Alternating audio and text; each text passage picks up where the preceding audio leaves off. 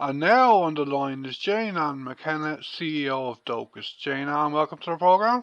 Good morning, Darren. I did loads of interviews with Hans Zomer and Fiona Coyle when they were with Dóchas, and I did a couple with Suzanne Keating as well when she was with you. But my last interview with you, Dóchas, was over 2 years ago. As this is my first interview with you personally, and with Dóchas in general in over 2 years, could you remind our listeners today on Near FM, for those who don't know, about who Dóchas are, and then tell us how you are getting on as the CEO of the organisation? Great, yeah, thanks, Darren.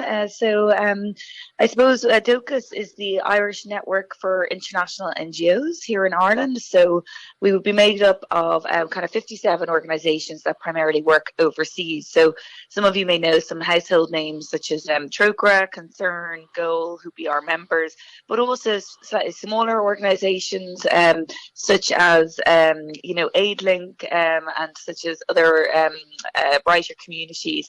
So others that are working very much in development or in humanitarian work around the world. And they're primarily the organisations that come together under the Dóchas umbrella. And I suppose we work together to coordinate some of our work, to collaborate on particular initiatives, and also to advocate on key issues that we see happening in many of the countries in which we're working. And you are only in the job as CEO of Dóchas a few months, aren't you? How are you getting on? I am indeed. I'm getting on great. I'm not so new to the sector, so I spent a long time working with Médecins Sans Frontières in the last 12 years or so. So I've actually known many of the organisations who indeed are our members and who I'm working with and alongside today. And we're a small team, but it's a highly effective team that's, particularly now with, the Ukraine crisis, I think we're kind of mobilising and trying to ensure that some of the key messages around the humanitarian element of the crisis are being communicated to Irish audiences as well. Okay, we'll move on. You mentioned there Ukraine. We'll talk about Ukraine now, and maybe we can just briefly touch on another couple of countries as well. I read the article in Thursday's Irish Times by David Orr, a journalist, and he used to be a spokesperson for the World Food Programme. The effect that the war in Ukraine is having and may increasingly have is huge. In terms of global food security, it's a huge impact it's having, isn't it? It will. I know, I suppose, and many of your listeners probably, are watching the TV every day or listening to the radio and hearing the horrendous stories that are coming out of Ukraine. But as you say, the consequences of this conflict are going to be far-reaching, particularly those, who are struggling in extreme poverty or hunger already around the world. So we know that, and I think even it's very much even here in Ireland, we're looking at, the impact on food prices and food availability here in the coming months and years as a result of the ports being closed and exports being closed from Russia and the Ukraine. But, if we look, for example, in kind of low-income countries, there's 23 African countries are dependent on Russia and Ukraine for more than half of their imports of staple goods. And the World Food Programme, whose main role is really to provide food, particularly in humanitarian crises, they get half of their wheat it distributes from Ukraine. And so now they're in a position where they're going to have to find other suppliers, and the costs really of actually trying to not only secure suppliers of wheat globally, but also indeed the high prices that are going to come as a result. It's going to increase the cost exponentially of trying to respond to other crises such as Afghanistan, Syria and Yemen.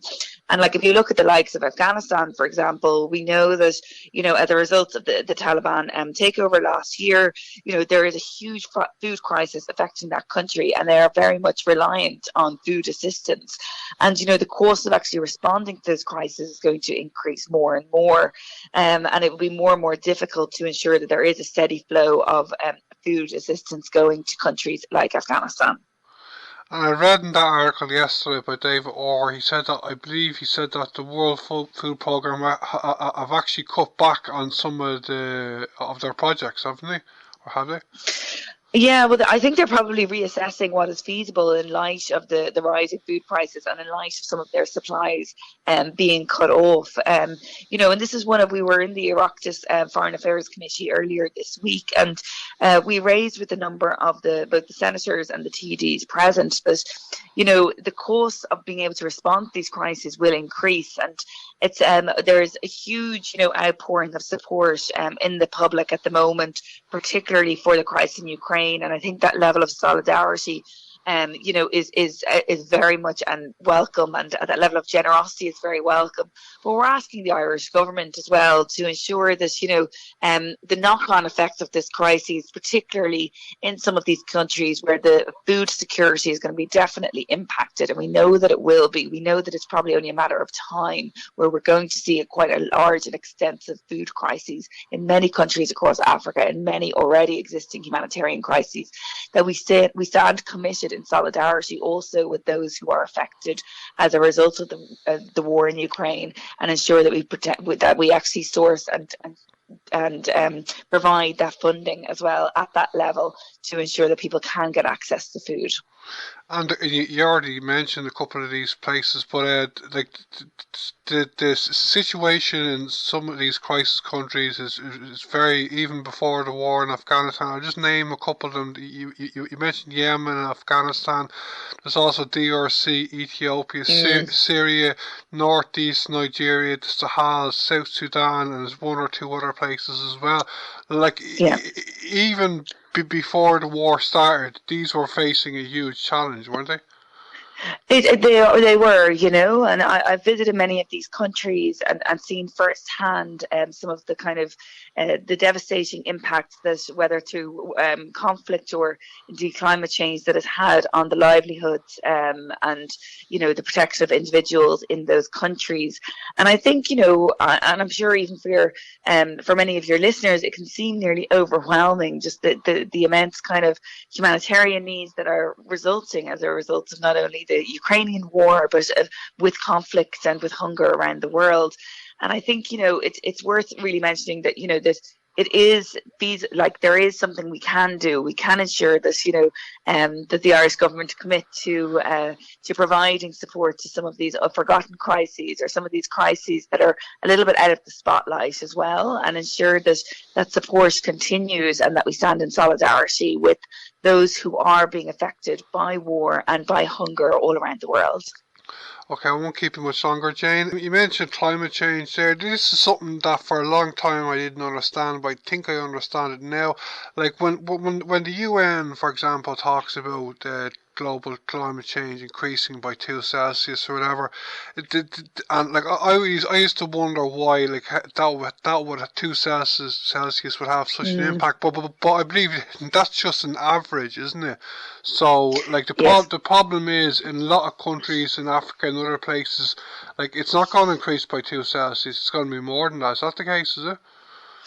It is, and I think that the impact of climate change, particularly on kind of the agri sector in areas like Africa, is huge in terms of being able to produce crops long into the future, and also be able to actually, where when there is no harvest, that has a direct impact on local communities. You see then people kind of forced to kind of leave their homes, leave their villages in search of kind of more, resources in the cities as well. So we're seeing kind of the significant impact. It's kind of nearly the disproportionate impact that climate change has on many rural communities, particularly in Africa, and their ability to continue to provide for their own livelihoods because of the devastating impact of climate change. What rise in temperatures are we talking about in Africa that they are experiencing and are exposed to expect to experience, Jane?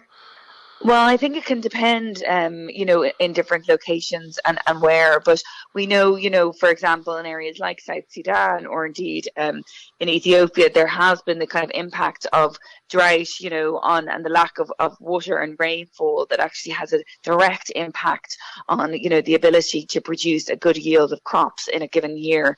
And, it's something that we can see happening on a cyclical basis. It isn't, if there are not any crops growing, or that aren't being harvested this year. We know that will impact on these countries and different communities in the next 6 months.